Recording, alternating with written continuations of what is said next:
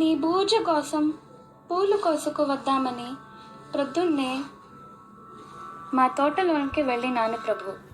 ఉదయశ్రీ అరుణారుణ కాంతుల్లో ఉద్యానవనం కళకళలాడుతున్నది. పూలబాలలు తల్లి ఒడిలో అల్లారు ముద్దుగా ఆడుకుంటున్నాయి. అప్పుడు నేనొక పూల మొక్క కడ నిల్చి చివాలున కొమ్మ వంచి ఓరానెడునంతలోన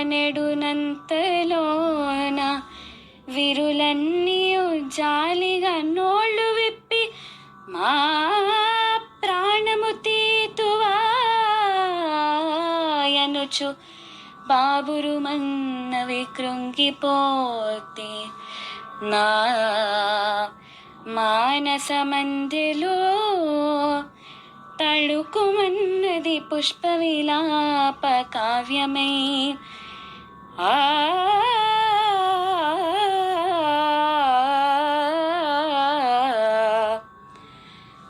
అంతలో ఒక సన్నజాజి కన్య తన సన్నని గొంతుకతో నన్ను చూచి ఇలా అన్నది ప్రభు. ఆయువు గల్గునాల్గు గడియల్ కని పెంచిన తీవ తల్లి జాతీయతది తీర్చును. తదీయ కరమ్ములలోన స్వేచ్ఛమై నూయలూగుచున్ మురియుచుందుము ఆయువు తీరినంతనే హాయిగా కనుమూసెదము ఆయమ చల్లని కాలి వేళపై.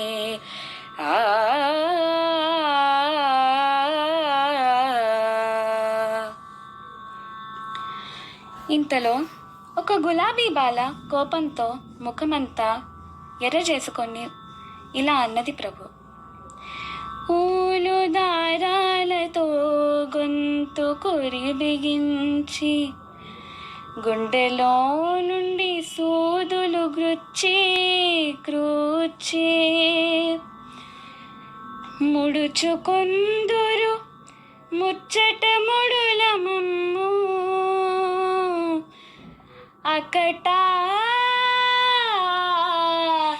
దయలేని వారు మీ ఆడవారు. పాపం, మీరు దయాదాక్షిణ్యులు గల మానవులు కాబోలులే. మా వెలలేని ముగ్ధ సుకుమార సుగంధ మరంధ మాధురీ జీవితమెల్లా మీకై త్యజించి కృషించి నశించిపోయే. మా వెలలేని ముగ్ధ సుకుమార సుగంధ మరంధ మాధురీ జీవితమెల్లా మీకై త్యజించి కృషించి నశించిపోయే. మా యవ్వనమెల్ల కొల్లగొని ఆపై చీపురు తోడ చిమ్మి మమ్మావల పారబోతురు గదా.